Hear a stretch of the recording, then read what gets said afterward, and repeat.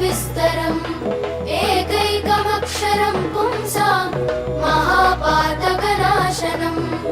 ध्यात्वा नीलोत्पलश्यामं रामं राजीवलोचनम् जानकी लक्ष्मणोपेतं जटामुकुटमण्डितम् सासितूर्णधनुर्बाणपाणिं नक्तञ्चरान्तकम् स्वलीलया जगद्रातुमाविर्भूतमजं विभुम्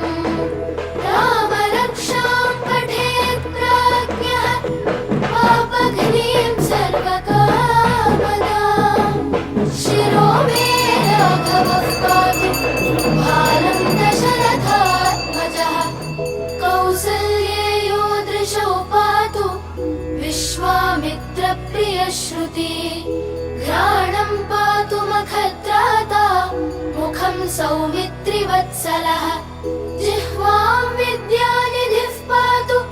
कण्ठं भरतवन्दितः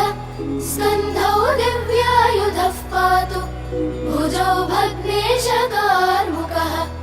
करौ सीतापतिः पातु हृदयं जामदग्न्यजित् मध्यं पातु खरध्वंसी नाभिं जाम्बवदाश्रयः सुग्रीवेशः कटी पातु